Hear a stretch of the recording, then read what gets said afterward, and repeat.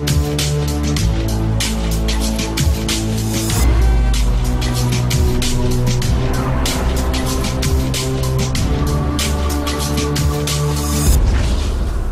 Senhor Jesus Cristo esteja com todos vocês, amém? Amém. Amém. Que Deus abençoe a todos, também abençoe os que estão assistindo, esteja com vocês, e obrigado a todos aqui os irmãos pela paciência. Vamos abrir a Bíblia em Apocalipse, capítulo 13. Apocalipse, capítulo 13, e nós vamos ler a partir do verso número 11. A meditação de hoje, irmãos, ela vai linkar, vai fazer uma conexão entre a nossa experiência atual e esta profecia aqui. Até porque está muito próximo o cumprimento desta profecia.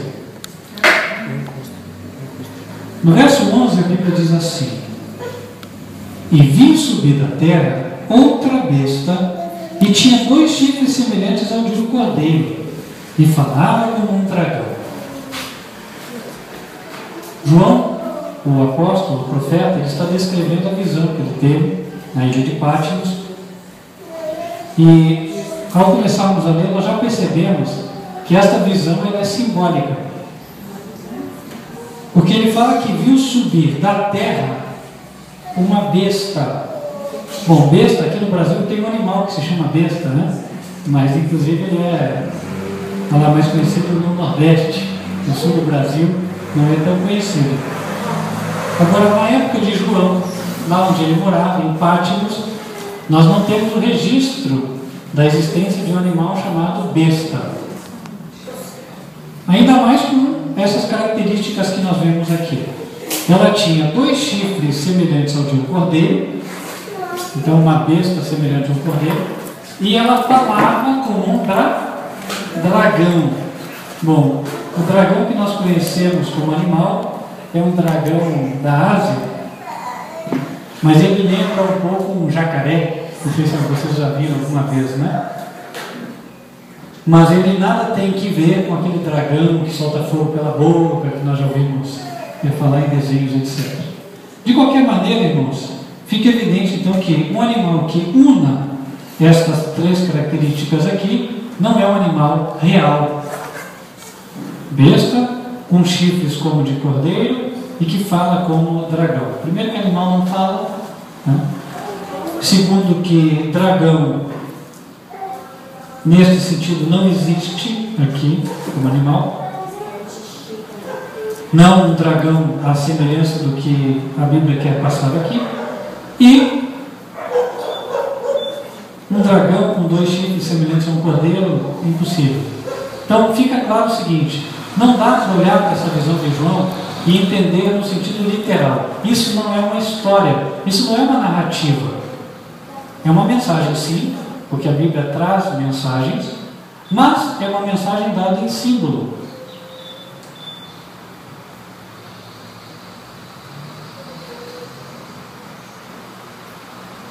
E o que tem a ver essa mensagem aqui? Bom, o que é esta mensagem? Besta sobe da terra. Eu tenho 2 formas de avaliar isso aqui. Eu posso tentar dar a minha interpretação, o que não vai contribuir com a igreja, ou a gente pode buscar na Bíblia o significado. E é justamente isso que nós queremos fazer. Nós vamos para a Bíblia e ela vai nos dando o significado dos símbolos, e aí nós vamos interpretando o que está acontecendo. Tá? Ela fala aqui, vi subir da terra. Lá no Gênesis, Deus explicou que a superfície do nosso planeta é dividida em 2 partes. Gênesis capítulo 1. A terra é uma das partes. Gênesis 1, versos 9 e 10. E disse Deus: ajuntem-se as águas debaixo do céu num lugar, e apareça a porção seca. E assim foi. E chamou Deus a porção seca terra, e o ajuntamento das águas chamou mares. Então a superfície da terra ficou dividida entre terra, ou seja, porção seca, e mares, porção aguada ou molhada, como queira dizer-se, né? Então, daqui entende-se uma coisa: terra, no conceito bíblico, é uma superfície sem água, correto? Não é completamente ausente de água, a gente sabe que existem rios, lagos, fontes, etc. Mas terra é um lugar onde você pode pisar, está firme. Água, não. Existe uma diferença entre terra e água. Para que se criasse a água, Deus teve que ajuntar as águas. Ou para que se criasse a terra seca, Deus teve que ajuntar as águas, porque o planeta Terra, até aquele momento, era uma superfície só de águas. Todo ele era mar. E aí, em algum lugar, ele teve que fazer as águas saírem, secarem, para ficar a terra. Isso é importante compreender para facilitar o entendimento da profecia. Lá é dito que a besta surgiu da terra, lugar sem água. Se nós entendemos o que significa água em simbolismo, o lugar sem águas vai ficar fácil de entender, vai ser uma conclusão lógica. E a Bíblia explica em Apocalipse 17 o que significam águas. Apocalipse 17, verso 15, ela fala assim: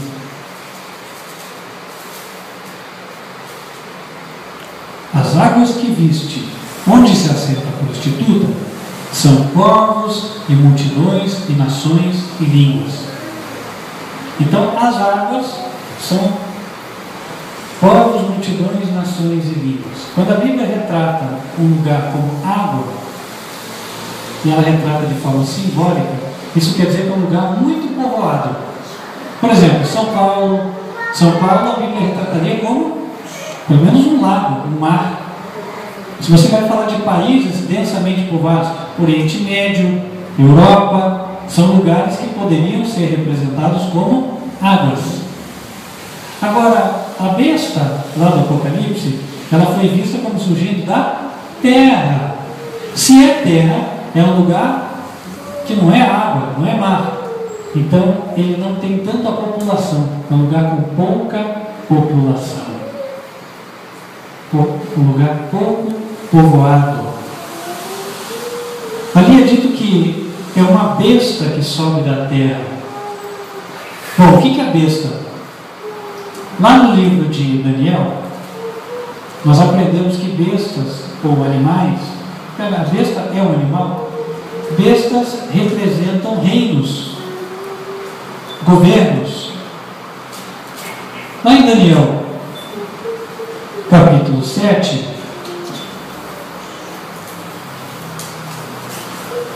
e no verso 17 ele diz assim: estes grandes animais, que são quatro reis que se levantaram da terra. Tem Bíblias que trazem estas bestas, ou seja, a besta representa um reino, um governo. No caso de Daniel 7, os quatro animais representaram quatro governos distintos: Babilônia, Medo-Pérsia, Grécia e Roma. Eram governos antigos. Agora, o Apocalipse, ele fala para os últimos dias. Prova disso que ele é o último livro da Bíblia. O último livro é o que termina, é o que fala do fim. E o povo sabe disso. Tanto que as pessoas não querem ler o Apocalipse porque acham que o Apocalipse fala do fim do mundo. Intuitivamente ela já sabe.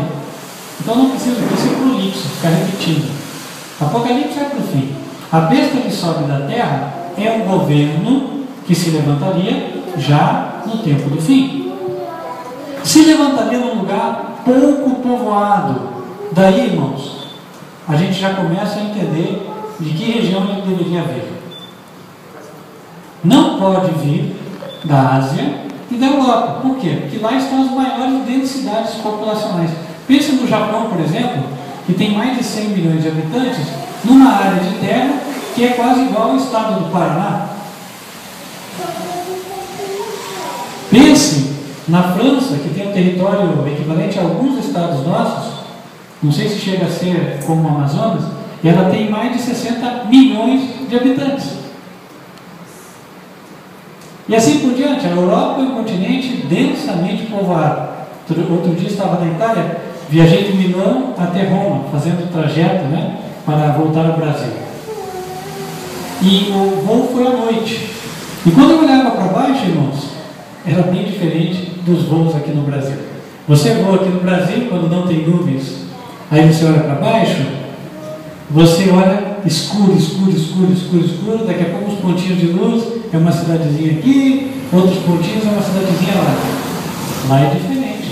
Lá é luz o tempo inteiro. Por quê? É um lugar densamente povoado. Como é que a Bíblia representaria a Itália? Água. E como é que a Bíblia representaria um lugar como o Brasil? Terra. Lugar menos povoado. E assim por diante. Então, certamente, a besta que sobe da terra, ela tem vivido em lugares menos povoados.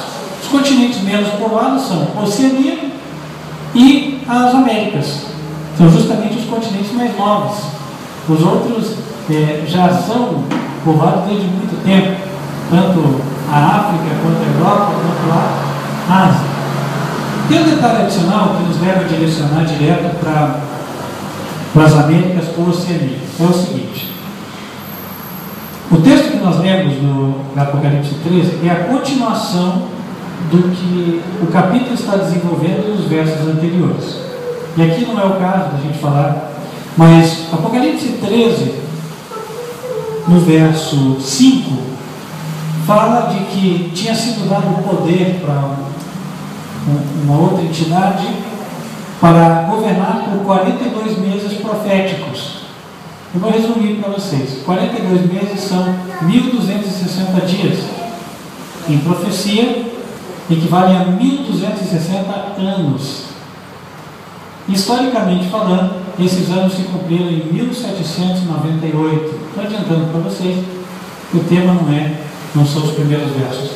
Então, a besta que sobe da terra, ela é a continuação desta revelação da profecia. Ela tem que estar, então, por volta desse ano, 1798, 1800, época da Revolução Industrial. A Revolução Industrial estava a pleno vapor. Aqui é dito que esta besta, ou este governo, que surgiu ou no continente americano ou na Oceania, ela tinha 2 chifres semelhantes aos de um cordeiro. Aí claramente a Bíblia nos dirige para a área religiosa. Por quê? Porque na Bíblia, cordeiro é símbolo de Jesus. O exemplo clássico está lá em João capítulo 1, verso 29. João olhou para Jesus, apontou e disse: eis o Cordeiro de Deus que tira o pecado do mundo. Eis o Cordeiro de Deus que tira o pecado do mundo. Jesus é o Cordeiro. Então, quando fala que esse governo, a besta, tinha 2 chifres semelhantes ao de cordeiro, quer dizer que é um governo que ele se fundamentou em princípios cristãos, princípios religiosos. Então vamos lá. Qual nação entre os continentes Américas e Oceania, ela foi fundada já com princípios cristãos? Quando eu falo princípio cristão, não vamos associar aqui igreja A e igreja B, porque Deus não olha assim. Primeiro, porque Deus fala em Romanos que Ele não faz acepção de pessoas. Então não tem essa de casta para Deus. Todo que faz a vontade de Deus lhe é aceitável. Então, quando é dito que a besta que surgiu da terra, ela tem chifre como de cordeiro, está falando que ela era composta de pessoas que decidiram obedecer a Bíblia. A questão delas não era um compromisso com a denominação A, B ou C. Era seguir a palavra de Deus. E isso é a chave para nós entendermos corretamente o que está aqui. Sabe, o entendimento que é sectário é o seguinte: eu sou da igreja A. Todos que querem se salvar têm que vir para a igreja A. Quando a Bíblia fala da igreja verdadeira, é a igreja A, que por coincidência é a minha igreja, que tem o CNPJ tal, que está registrado no governo e que tem, a sua presidência e que tem os seus templos e tal. Deus não olha a aparência do homem. Deus não olha. Seria fácil para mim falar isso, né? Até porque eu podia falar para vocês, não, venham para mim a igreja, para eu ser beneficiado. Mas não. O verdadeiro mensageiro de Deus, meus queridos, ele não tem essa preocupação. Eu sou só instrumento. Eu tenho que conduzir as ovelhinhas para Jesus. Ele é o verdadeiro pastor das almas, né? Até você que está na internet e não nos conhece, tá? É assim. E o verdadeiro instrumento de Deus leva as pessoas para Jesus. E voltando ao foco, então, as pessoas deste governo representado pela besta, elas tinham a intenção de fundar uma nação, colocando a palavra de Deus como a regra da sua vida. Elas não estavam querendo favorecer a nação A, B ou C. Sabe por que eu falo isso? Porque, por exemplo, tem várias nações que, quando elas são fundadas, elas já colocam na sua Constituição uma religião oficial. Foi o caso do Brasil.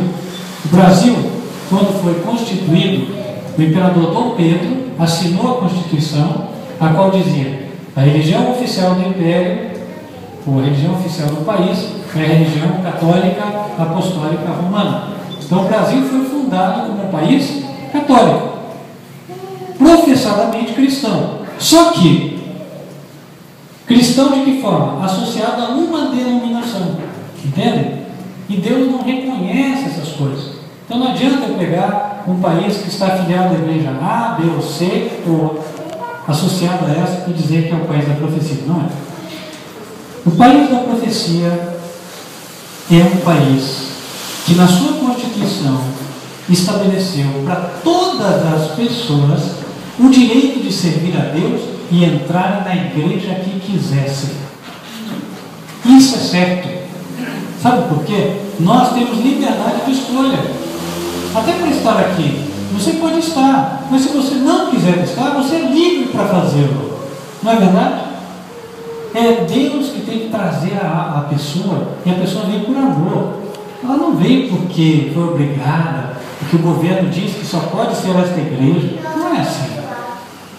Então, esta nação, representada pelos chifres semelhantes ao cordeiro, ela foi fundada no princípio bíblico da liberdade religiosa. Porque Deus, Ele dá liberdade para as pessoas. Prova disso está no Gênesis, tá? Eu sei que eu não estou abrindo tantos versículos bíblicos, mas tem coisas que os princípios são verdadeiros e são bíblicos. Por exemplo, o princípio da liberdade religiosa. Lá no Gênesis, Deus criou tudo perfeito, mas Deus deu chance e oportunidade para Adão e Eva escolherem outra religião. Deu ou não deu? Estava lá. O fruto do conhecimento do bem e do mal era a liberdade de escolha que eles tinham. A questão em pauta agora não é se era bom ou não comer do fruto, mas que eles tinham liberdade. Irmãos, o único país, agora para a gente revelar, o único país entre Américas e Oceania que fundamentou-se, ou seja, que fez uma constituição pautada em princípios de verdadeira liberdade religiosa, foram os Estados Unidos da América.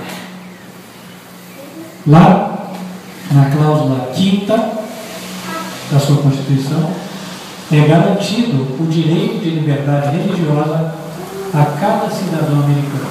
E é dito, inclusive, que não seria exigido para ninguém professar a religião A, B ou C para ocupar um cargo público. Então lá, você pode crer no que quiser, desde que você seja profissional, você tem chances. Não tem castas. E aí o país começou a crescer. Justamente em meados de 1800, os Estados Unidos estavam ascendendo como nação, rumando a tornarem-se potência. Tudo que nós falamos até agora, irmãos, foi para identificar na história esse país. Só que agora nós vamos para o que interessa, parte espiritual.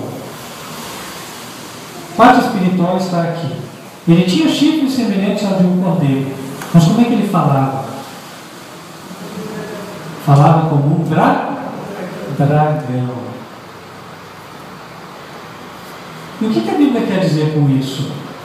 Bom, o comportamento do dragão ele é revelado em Apocalipse 12, no verso 3. Mas eu vou ler desde o verso 1 para nós entendermos aqui melhor a atitude do dragão. Viu-se um grande sinal no céu, uma mulher vestida de sol, tendo a lua debaixo dos pés e uma coroa de 12 estrelas sobre a cabeça. E estava grávida e com dores de parto e gritava com ânsia de dar a luz. E viu-se outro sinal no céu. Eis que era um grande dragão vermelho que tinha 7 cabeças e 10 chifres, e sobre as cabeças 7 diademas. E a sua cauda levou após si a terça parte das estrelas do céu e lançou-as sobre a terra. E o dragão parou diante da mulher que havia de dar a luz, para que, dando ela a luz, lhe tragasse o filho. Então olha a visão. Uma mulher vestida de sol, e agora o dragão quer fazer o que com ela? Quer comer o seu filho. Então o dragão é mau. Ponto. O dragão é mau. Ele quer fazer o mal. Ele quer destruir. É aquele que veio destruir. O dragão representa o diabo, Satanás. A Bíblia fala isso com todas as letras, um pouquinho mais para frente, no verso 9. E foi precipitado o grande dragão, a antiga serpente, chamada o diabo e Satanás, que engana todo mundo. A gente já viu o que Satanás quer fazer, quer destruir. Ele quer destruir a mulher e o seu filho. Quem é a mulher? Vamos já falar aqui, igreja. Não é claro, porque aqui nós já sabemos, já estudamos. Mas por que a mulher é a igreja? Porque a Bíblia ensina que a igreja é comparada à mulher. Lá em Efésios capítulo 5, Efésios 5, no verso 25 diz assim: vós maridos, amai vossa mulher, como também Cristo amou a igreja e a si mesmo se entregou por ela. No verso 23, porque o marido é a cabeça da mulher, como também Cristo é a cabeça da igreja, sendo ele próprio o salvador do corpo.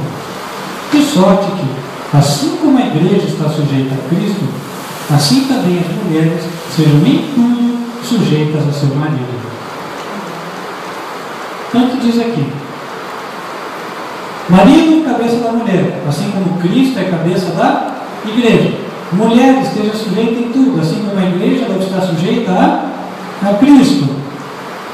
Comparativo é sempre esse: marido, Cristo; mulher, igreja. Por isso que entende-se que mulher é igreja. Não se tirou isso do nada. Sei que às vezes as pessoas veem, né, a mensagem e depois falam: tudo baboseiro. Não é baboseiro. Só se nós considerarmos que a palavra de Deus fala baboseiras. Mas a palavra de Deus não fala baboseiras. Uma coisa séria. Nós estamos falando aqui de uma coisa séria, né? E aquele que investiga a Bíblia vai ver que ela é muito mais confiável do que qualquer outra coisa. Então, irmãos, voltando a Apocalipse 13, o texto da nossa meditação, verso 11. A besta fala como o dragão. O dragão, ele quer destruir o filho da mulher e a mulher. O dragão quer destruir a igreja. E como é que o dragão age? Agora nós vamos trazer para a nossa vida pessoal e vocês vão ver como isso é mais simples do que a gente imagina. Só que só entende isso quem já está andando no caminho. Quem não estiver andando no caminho não vai entender. Sabe, você um dia toma a decisão de servir a Jesus. E aí quando você começa a andar no caminho, você começa a encontrar uma série de dificuldades, não é verdade? Por exemplo, os parentes começam a zombar, os amigos começam a zombar, às vezes você perde emprego, não é verdade? Você começa a ter conflitos. Por quê? Porque agora você quer obedecer a Jesus, mas as pessoas acham que você é careta, que você é cafona, como falam para os jovens, né? Falam que você agora virou creitinho, já me falaram isso também, né? Que você agora só anda com a Bíblia debaixo do braço, ou que você virou pastor, não é assim? Ah, mas depende de tudo, irmão. Essa é a primeira fase da intolerância. Mas a segunda fase da intolerância é quando as pessoas ficam tão incomodadas com a tua vida cristã que elas querem te prejudicar ativamente. Fazem de tudo para você não servir ao seu Deus. Seja para você não guardar o dia para Deus, seja para você não ir à igreja, seja para você não obedecê-lo. E aí começa a ter briga mesmo. Acontece ou não acontece? E aí às vezes a gente mesmo percebe e fala, poxa, parece que o inimigo tomou aquela pessoa ali, se levantou contra mim.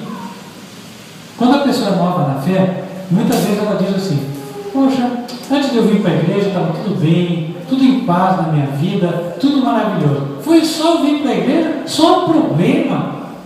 Parece que não arruma nada, só confusão.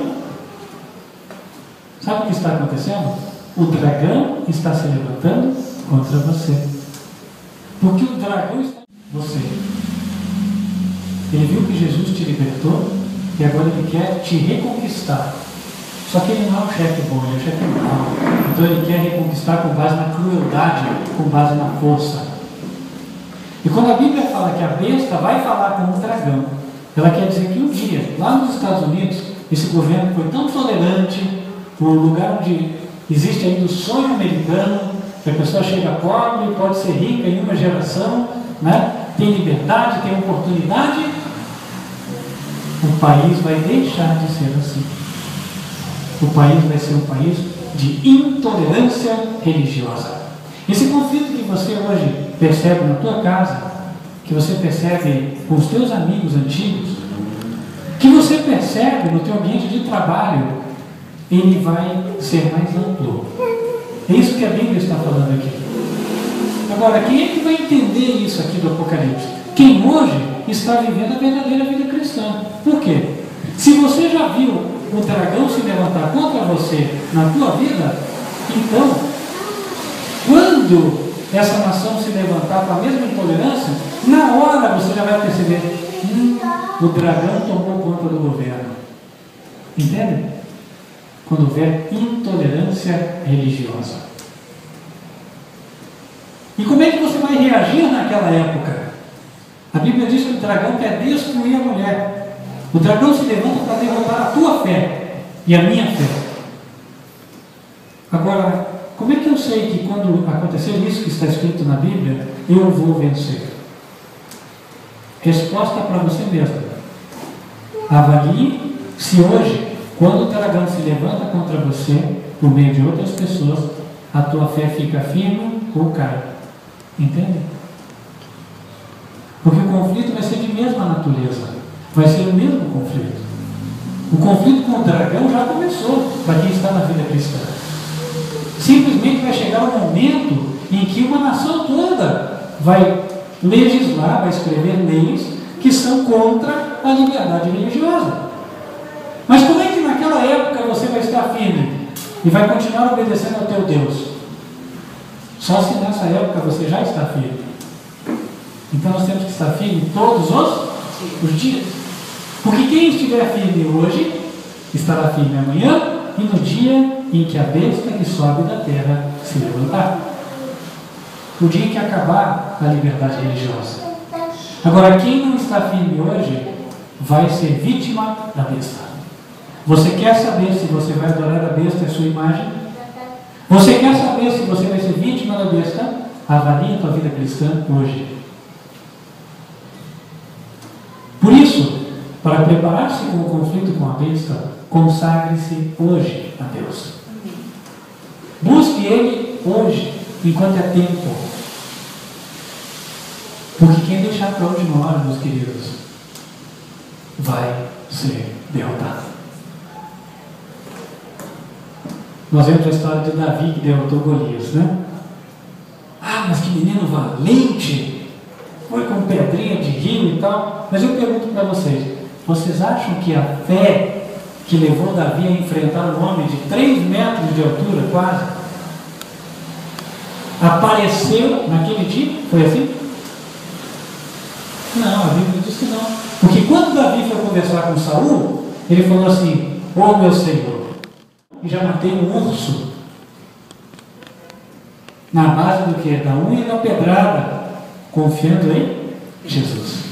Então ele tinha fé, ele tinha uma experiência de fé com Jesus. Tendo ele a experiência de fé, ele estava apto para enfrentar o Golias. Nós também. Será que hoje nós estamos enfrentando os leões e os ursos que se levantam contra a nossa vida cristã? Será que nós estamos sendo como Davi, valentes? Será que a nossa fé está sendo fortalecida? Ou nós logo desanimamos, passamos para a murmuração e desistimos? Hoje, Deus nos dá a oportunidade de avaliar para que nós possamos vencer. Então, meus queridos, o apelo da mensagem desta manhã é: quer vencer a besta amanhã? Prepare-se hoje. Quer vencer o dragão amanhã? Vença hoje. Como? Por meio do Senhor Jesus. Com Jesus, tudo é possível. Jesus batalha contra o dragão e vence. Ele já venceu na cruz do Calvário. Ele quer ter a segunda vitória dentro do teu coração, dentro da tua vida. Deixe Jesus vencer em você. Hoje Jesus diz que está batendo a porta. E se alguém ouvir a sua voz, ele vai entrar e vai cear com ele. Seria você esta pessoa? Quem gostaria de hoje abrir a porta para Jesus? Fala: Senhor Jesus, vem aqui. Vem aqui, Senhor, porque eu quero vencer o dragão que está se levantando no meu lar. Eu quero vencer o dragão que está se levantando no meu educado com as pessoas. Mas eu não quero arredar 1 milímetro da obediência àquilo que o Senhor me ensinou na tua palavra. Ah, Senhor, me ajude. Você que quer ter essa experiência, meu querido, convido você a que venha aqui, então nós vamos orar.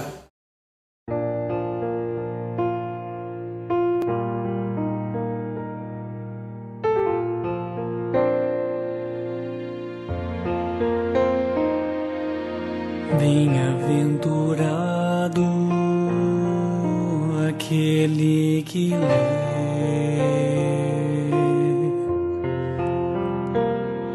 que ouve e atende a profecia desse livro, porque o tempo está bem próximo. Porque o tempo